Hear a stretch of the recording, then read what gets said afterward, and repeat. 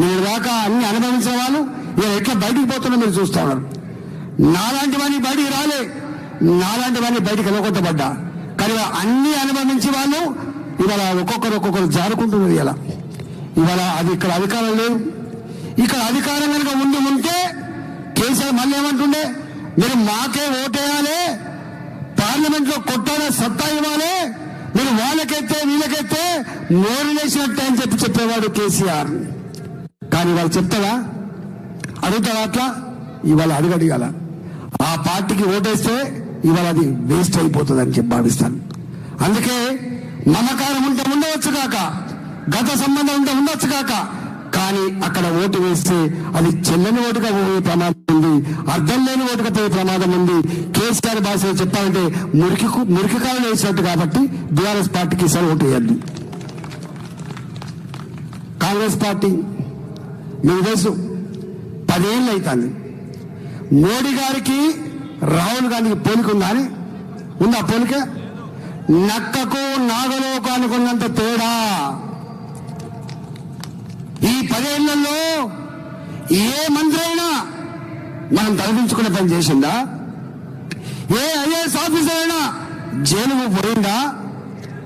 ఇవాళ వారు ఒక మాట అంటే ఇవాళ కాకపోతే రేపు, రేఖ పాపతే ఎల్లుండి దేర్ హై మగర్ అందేర నయ్యే. మోడీ గారి ఆయంలో ఆలస్యం అవుతుండొచ్చు, కానీ చెప్పిన మాట అమలు చేసే వ్యక్తి నరేంద్ర మోడీ గారు గుర్తుపెట్టుకోండి. ఇవాళ కాంగ్రెస్ పార్టీ ఏమంటానైనా, నేను ఇచ్చిన హామీలన్నీ అమలు కావాలంటే 17 సీట్లు గెలిపించమని కోరుతాను. ఏం చేస్తారు? 17 సీట్లు గెలిపిస్తే పార్లమెంటుకు పోతారు. ఏం చేస్తారు వీళ్ళు పార్లమెంట్కి పోయి? ఆనాడు అన్నారు రాజశేఖర రెడ్డి, పట్టుమని సీటు గెలవే కదా రాజేంద్ర అని. ఇవాళ నేను అడుగుతున్నా కాంగ్రెస్ పార్టీ ఎంతమందికి వేస్తారు మీరు? అక్కడ ఎంతమంది పార్లమెంట్కి పోతారు? మీరు ఏం కొట్లాడతారు మీరు? కానీ రేపు భారతదేశంలో ప్రభుత్వాన్ని ఏర్పరిచిన నరేంద్ర మోడీ గారు రేపు అవసరమైతే మొన్న సంగారెడ్డి సభలో ప్రకటించబోయిండు, అధికారం ఇవ్వకపోయినా బ్రహ్మాండమైన అభివృద్ధి చేయగలిగిన ఈ రాష్ట్రంలో రేపు మీరు అధికారం ఇస్తే దీనికంటే డబుల్ అభివృద్ధి చేసి చూపించే బాధ్యత నాది, నన్ను ఆశ్రయించబడి మోడీ గారు. ఇవాళ మనం నడుస్తున్న ఈ రోడ్డు కేంద్ర ప్రభుత్వం, అటు పక్కకున్న రోడ్డు వరంగల్ రోడ్డు కేంద్ర ప్రభుత్వం, పక్కకున్న విజయవాడ రోడ్డు కేంద్ర ప్రభుత్వం. ఇవాళ నేషనల్ హైవేస్ విషయంలో, ఎయిర్పోర్ట్ల నిర్మాణం విషయంలో ఇవాళ సాటి కాదు. గతంలో 11 కిలోమీటర్ల రోడ్లు వేస్తే రోజుకు 28 కిలోమీటర్ల రోడ్ వేస్తుంది నరేంద్ర మోడీ గారి ప్రభుత్వం. అందుకే ఇలా ఈ ప్రభుత్వం ఇవాళ దీన్ని ఎదుర్కోగలిగే సత్తా కాంగ్రెస్ పార్టీకి ఉందా? ఈయన 6 గ్యారెంటీ 66 హామీలు ఇచ్చాడు. నేను అంటున్నా 100 రోజులు అయింది కాబట్టి ఇప్పుడే మేము అడగద్దని చెప్పి అడుగుతున్నాం.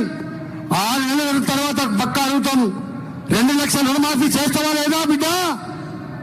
ఎందుకు హామీ ఇచ్చాయని చెప్పి అడిగేది వస్తుంది. మళ్ళీ అలా ఎట్లా కొట్లాడిండో ఇవాళ మళ్ళీ ఈటల రాజేందర్ ఈ ప్రభుత్వం మీద అట్లే కొట్లాడే ఆస్కారం ఉంటుంది. ఇక్కడ కొట్లాడుతా అక్కడ మోదీ గారి దగ్గర మాత్రం దరఖాస్తు లేకుండా, అయ్యా మా రాష్ట్రానికి అభివృద్ధికి నిధేయమని చెప్పి అడిగే బాధ్యత నాది. నేను అంటాడు, మొన్న ముఖ్యమంత్రి ఇక్కడికి వచ్చి ఏమనిపోతుండే, ఈ ఈటల రాజేందర్కి ఏం సంబంధం అట? ఏం సంబంధం ఈటల రాజేందర్కు నాకు? అరే నాకు ఇక్కడ ఇల్లు వాకిలు ఉన్నది, నాకు ఒక్క ఊళ్ళో లేదు, ఒక 5-6 ఊళ్ళలో ఉన్నాయి ఇల్లు వాకిలు. ఇక్కడ మరి నీకేమున్నారు? వచ్చినాం ఏదో అప్పుడేదో ప్రజల పక్షాన ఉంటామని, 4 మాటలు మాట్లాడతామని, అక్కడ కేసీఆర్ పట్టుబట్టి ఓడగొట్టిందని చెప్పి నీకు ఆయన పాపం అంటే ఇది నా పార్లమెంట్ సీట్ అంటాడు. ఒక నీ పార్లమెంట్ సీట్ నిజమే అయితే ఎందుకు ఓడిపోయినా 7 సీట్లు?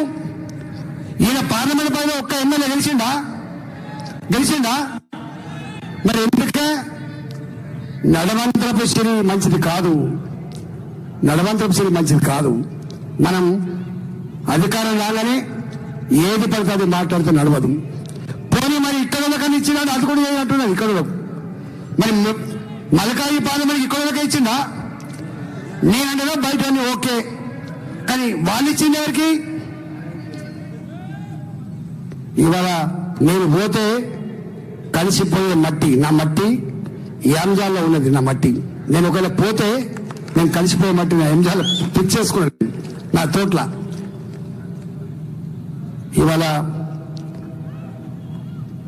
బీఆర్ఎస్ నలుగురిని మార్చింది, కాంగ్రెస్ పార్టీ కూడా నలుగురిని మార్చింది. ఫస్ట్ క్యాండిడేట్ ఎవరు, సెకండ్ క్యాండిడేట్, మూడో క్యాండిడేట్, అందరినీ సూత్రాలను 200 కోట్లు పెట్టినోడు, 300 కోట్లు పెట్టినోడు. ఈ మలకాయిలో పైసలు నడతాయి, మధ్య నడుస్తుందా? మలకాయిలో మధ్య నడుస్తుందా? మలకాయి డబ్బు నడుస్తుందా? డబ్బు నడిచే నిజమైతే 2019 ఆయన గెలిచోడా? గెలిచోడు ఆయన. ఆనాడు అయ్యో పాపం మాట్లాడే వాళ్ళు ఉండాలని చెప్పి గెలిపించుకున్నది.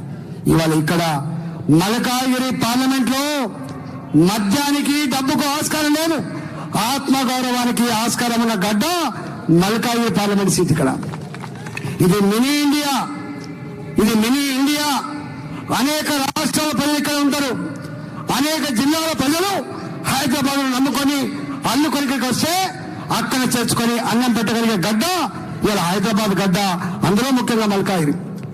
అతి వేగంగా విస్తరించే పార్లమెంటు, అతి వేగంగా ఓట్లు పెరిగే పార్లమెంటు, అతి వేగంగా జనాభా పెరిగే పార్లమెంట్ ఇలా మల్కాగిరి పార్లమెంట్. పోయినసారి 32 లక్షల ఓట్లుంటే ఇలా 30 లక్షలు అయినాయి. రేపు మళ్ళా పార్లమెంట్ ఎన్నికలు వస్తే 40 లక్షల ఓట్లు అయితే, 40 లక్షల ఓట్లు అయితే. ఈ రాష్ట్రంలో 2 పార్లమెంటుకు సమానంగా ఉండేటువంటి పార్లమెంట్ మల్కాగిరి పార్లమెంటు.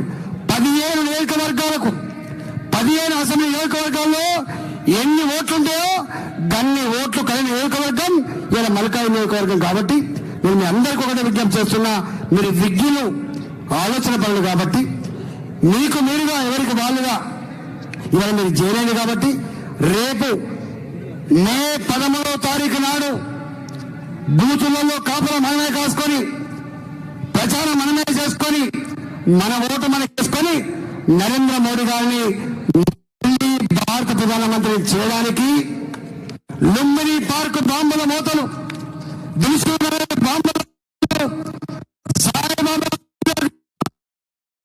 కంటాలు చిందిన రక్తం లేకుండా ఉండాలంటే, దేశం సుభిక్షంగా సురక్షితంగా పురోగమించాలంటే, శాంతి వెళ్లి విరియాలంటే మోడీ గారు మాత్రమే దానికి పరిష్కారం. కాబట్టి ఇవాళ మనందరం కూడా నరేంద్ర మోడీ గారిని, భారతీయ జనతా పార్టీని కమలం పువ్వు గుర్తులు నన్ను గెలిపించాలని చెప్పి కోరుకుంటూ సెలవు తీసుకున్నా.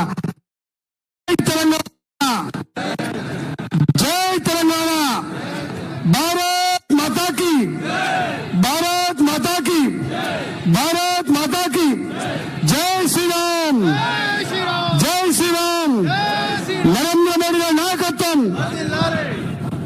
నా ఆశీర్వాదం నరేంద్ర మోడీ గారికి అని చెప్పి కుండ బద్దలు కొట్టినట్టు చెప్తా ఉన్నారు. గత 22